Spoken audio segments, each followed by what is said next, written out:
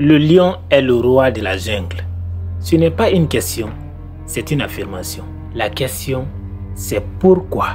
Parce que voyez-vous, le lion n'est pas le prédateur le plus efficace de la savane. Ce titre revient aux chiens sauvages.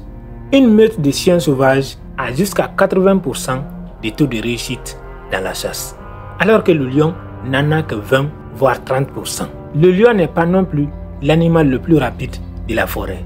C'est le guépard avec une vitesse qui peut atteindre jusqu'à 100 km à l'heure. Et le lion n'est ni l'animal le plus fort ni le plus intelligent de la savane. Ces deux titres reviennent à l'éléphant. Lorsqu'on dit à quelqu'un qu'il a une mémoire d'éléphant, on ne fait pas seulement référence à la taille de l'éléphant. On fait surtout référence à la capacité de l'éléphant à retenir les informations sur une longue durée. Alors je reviens sur ma question. Pourquoi et surtout qui a intronisé le lion comme étant le roi de la savane? Avec une réflexion un peu poussée, on dira qu'un roi n'a pas forcément besoin d'être plus fort physiquement ou être plus efficace ou plus intelligent. La qualité première qu'on recherche chez un roi, c'est le leadership. Mais là encore, je dirais que non. En fait, un roi n'a pas forcément besoin d'être un bon leader. Il a juste besoin d'avoir une bonne réputation. Dans son livre Le Prince, Nicolas Machiavel affirme qu'un prince n'a pas besoin d'incarner toutes les vertus d'un leader idéal. Ce qui importe véritablement, c'est la réputation qu'il cultive. Une image forte et respectée suffit à assurer sa domination et à inspirer la loyauté de ses sujets, même si ses compétences réelles sont limitées. Parce que comme il le dit si bien, tout le monde voit ce que tu sembles être, mais peu perçoivent ce que tu es réellement. Ce qui veut dire que l'apparence et la perception sont parfois plus importantes et plus valorisées que la réalité. Dans cette vidéo, nous allons explorer les 7 étapes clés pour bâtir une image forte et établir une réputation solide et durable. La première étape consiste à créer son histoire.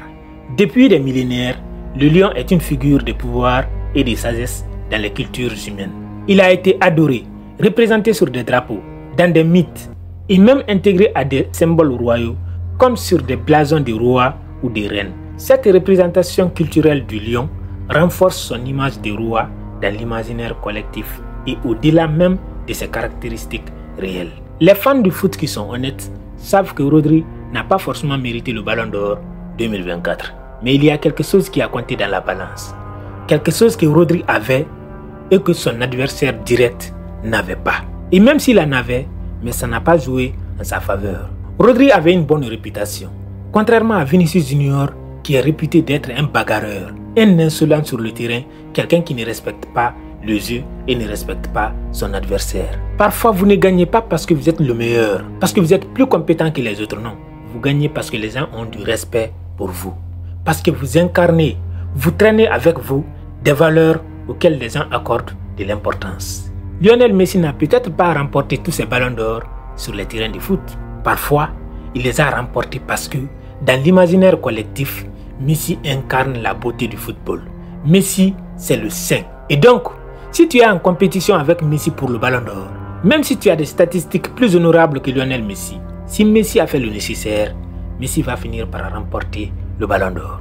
Il y a des chaînes YouTube aujourd'hui, comme Investir au pays, ou encore Karamo. Même s'ils publient n'importe quoi, les gens vont venir regarder, commenter et liker. Pourquoi? Parce qu'ils ont une réputation. C'est pas forcément parce qu'ils sont meilleurs que les autres. Non, parce qu'aujourd'hui, leur image est valorisée.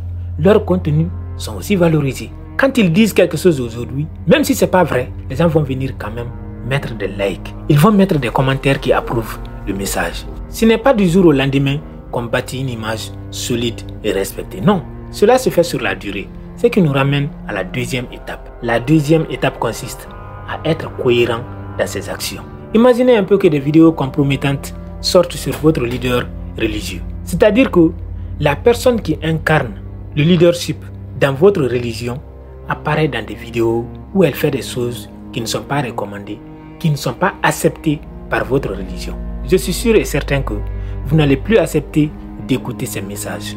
Pourquoi? Parce que vous savez que entre ce que la personne dit et ce qu'elle fait, il y a une grande différence. Si vous voulez que les gens vous respectent, Si vous voulez avoir une bonne réputation, il faut qu'il y ait une cohérence entre ce que vous dites, ce pourquoi vous êtes reconnu et connu, et ce que vous faites réellement. Parce que sinon, si vous continuez à tromper les gens, du jour au lendemain, si la vérité refait surface, ça sera fini pour vous. Vous n'allez plus jamais vous relever. Ce que vous dites, les lieux que vous fréquentez, ce que vous faites et même la façon dont vous vous habillez doivent être en accord avec votre réputation. Agissez de manière prévisible et fiable. Imaginez un peu que vous êtes le chef de projet. Vous imposez des règles de gestion de projet. Mais ces règles-là, vous-même, vous ne les respectez pas. Vous êtes le dernier à arriver le matin et le premier à repartir le soir. Personne ne va vous respecter. Et la même chose se passe dans les familles. Vous êtes le chef de famille. Vous imposez des règles à vos enfants. Mais chaque jour, vos enfants vous voient traîner dans des endroits qui ne sont pas sains. Des endroits que vous n'êtes pas censé fréquenter. Vos enfants vous voient mener des actions qui déshonorent votre famille. Vous croyez que ces enfants-là vont continuer à vous respecter? Jamais, parce que vous n'êtes pas cohérent. Donc la deuxième étape pour construire une image solide, c'est avoir une cohérence dans ses actions. La troisième étape, c'est gagner le respect des gens ou inspirer la peur. Le lion inspire à la fois la peur et le respect dans son environnement. Bien qu'il ne soit pas toujours le plus rapide et le plus puissant, son seul rugissement suffit à marquer son autorité et à faire fuir ses rivaux. La réputation de force et de leadership, alimentée par cette perception, fait que tout le monde considère le lion comme le roi de la savane. Que les choses soient claires, les gens ne respectent pas les dictateurs. Ils ont peur des dictateurs. Parfois, le respect que les gens ont pour vous est proportionnel à la peur que vous leur inspirez. Parfois, c'est nécessaire de faire peur pour se faire respecter. Si la personne avec laquelle vous êtes marié, votre ami intime, pense que vous êtes un acquis, montrez à cette personne que vous pouvez la quitter si vous ne vous sentez pas valorisé. Ne présentez pas toujours un visage vulnérable. Ne soyez pas toujours la personne qui cherche la paix. Parfois, confrontez-vous à ces personnes qui ne vous respectent pas. Bien entendu, je ne vous invite pas à aller à la violence, non. Ça n'en vaut pas la peine. Mais vous pouvez quand même faire savoir aux gens qu'il y a des choses que vous n'acceptez pas et que vous ne supportez pas. Vous n'êtes pas obligé d'être violent pour vous faire respecter. Changez juste de comportement. Cela va suffire. Vous envoyez un message à l'autre personne. La quatrième étape consiste à cultiver l'intégrité. Imaginez que vous êtes le chef. Mais à chaque fois qu'il y a un problème, à chaque fois qu'on vous soumet les problèmes, vous êtes incapable de guider les gens. Finalement, vous ne servez à rien. Vous n'êtes pas un bon leader. Vous n'êtes pas un bon chef de famille. Pour avoir l'intégrité, vous devez tout d'abord obéir à vos propres règles avant de les imposer aux autres. L'éléphant est plus fort que le lion. Mais dans la tête du lion, l'éléphant est un repas de plus. Dans la tête de l'éléphant, le lion est à fuir. C'est un danger de mort. Cela fait toute la différence. Parce que tous les animaux dans la forêt connaissent la réputation du lion. Il est celui qui agit selon ses propres règles établies. L'intégrité dans vos actions vous permettra de gagner le respect de vos pairs et d'acquérir une réputation solide. Un président qui impose à ses ministres et à l'ensemble de son gouvernement une loi anticorruption doit être la première personne à suivre à la lettre cette loi anticorruption. Sinon, ça n'ira nulle part. Souvenez-vous, quand vous êtes le leader, les gens ne font pas ce que vous dites. Vos beaux discours ne vont pas suffire. Vous devez montrer l'exemple dans l'action. Les gens vont suivre votre exemple. C'est-à-dire, qu'est-ce que vous-même vous faites concrètement? Est-ce que ce qui sort de votre bouche, c'est exactement ce que vous appliquez sur le terrain? Parfois, vous n'avez même pas besoin de parler. Il suffit d'être juste, de faire les choses bien et vos subordonnés vont vous suivre. La cinquième étape, ce n'est pas chercher à tout prouver. Laissez son image parler à sa place. Vous n'avez pas besoin de dire aux gens que vous êtes le chef. Mettez-vous dans la peau du chef. Faites ce qu'un chef est censé faire. Regardez Vinicius Junior sur un terrain de foot. Il est censé être le meilleur joueur du monde. Mais Vinicius Junior est en train de se bagarrer avec tout le monde. Finalement, personne n'a du respect pour Vinicius Junior, ni même pour son talent. Même les gens qui reconnaissent le talent de Vinicius Junior, quand ils veulent complimenter son talent, ils vont finir par dire mais. Le mais est là pour rabaisser le joueur. Pour dire que même s'il est bon en tant qu'athlète, même s'il est bon sur un terrain de foot, mais les actions qui accompagnent ses dribbles, ses buts sont moches. Et donc, il n'incarne pas les qualités, l'image qu'on a d'un bon joueur. Ce qui veut dire tout simplement que Vinicius Junior n'est pas un bon joueur. Parce qu'il n'est pas un joueur qui remplit, qui coche toutes les caractéristiques de ce qu'on appelle un bon joueur, un joueur digne de remporter le ballon d'or. Ne cherchez pas à démontrer que vous êtes le meilleur. Ne le dites surtout pas. Faites ce que le meilleur est censé faire. Vos actions vont parler derrière vous. Les gens autour de vous vont reconnaître votre valeur. Vous n'aurez pas besoin de leur forcer la main. Les gens savent reconnaître les personnes compétentes. Ils savent reconnaître les personnes honnêtes. Même si parfois autour de vous, vous aurez des personnes jalouses ou alors des méchants, si vous incarnez la vérité, soyez sûr et certain que la victoire sera de votre côté tôt ou tard. La force de la réputation réside dans l'image que vous laissez derrière vous. Soyez stratégique dans la manière dont vous vous montrez.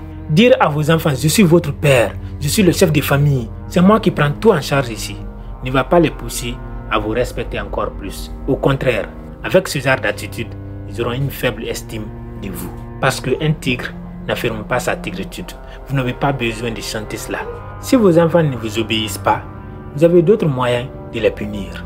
Dans vos rapports avec les autres, vous n'avez pas besoin de leur rappeler constamment votre rôle dans leur vie. Non, si vous êtes important et utile, les gens le reconnaissent très souvent, même si vous ne l'affirmez pas. Si vous essayez à tout prix de prouver quelque chose aux autres, vous allez paraître moins crédible. Parce que les gens vont finir par se dire en fin de compte que tout ce que vous faites, toutes les actions que vous menez, même si ce sont des bonnes actions, que vous les faites uniquement pour avoir une bonne image de vous-même. La 6e étape, c'est que vous devez être reconnu pour quelque chose. Qu'est-ce que vous mettez sur la table? Vous ne pouvez pas être monsieur tout le monde ou madame tout le monde et espérer avoir une bonne réputation. Non, il faut que les gens vous reconnaissent pour quelque chose. La crinière du lion mâle, qui le distingue des autres prédateurs, accentue son image imposante. Ce n'est pas seulement un aspect physique, mais un signe virtuel de la réputation qu'il s'est construite. Imaginez un peu que vous êtes un entrepreneur. Vous venez de rentrer sur le marché. Quelle est la question que vous allez vous poser? Comment je vais faire en sorte que mes produits se distinguent? Comment je vais me faire remarquer? Eh bien, c'est ça la clé. Pour avoir la réputation, vous devez avoir quelque chose qui fait de vous quelqu'un de différent. Vous ne pouvez pas copier-coller ce que les autres font et espérer avoir une bonne réputation. Les gens ne vont pas avoir du respect pour vous si vous n'êtes pas authentique. Vous devez être authentique, créatif et crédible. La 7e et dernière chose, c'est que vous devez être entouré de bonnes personnes. Des personnes qui ont les mêmes principes, qui partagent les mêmes valeurs que vous. Imaginez que vous êtes une personne qui véhicule un message religieux. Mais à chaque fois, on vous voit traîner avec des amis alcooliques. Vous traînez dans les bars, vous êtes dans les nightclubs. Ce n'est pas crédible. Les gens ne vont pas avoir du respect pour vous. Si aux yeux des personnes que vous connaissez, vous incarnez une image particulière, le jour où ces personnes-là vont se rendre compte que vous traînez avec des amis ou des collaborateurs qui ont des sales comportements, des réputations totalement opposées aux vôtres, ça va être la fin. On va vous traiter d'hypocrite parce que les oiseaux de même espèce volent toujours ensemble. Si vous avez aimé cette vidéo, je suis sûr que vous allez aimer celle qui apparaît ici également. N'oubliez pas de vous abonner à la chaîne, de liker la vidéo et de partager à vos amis.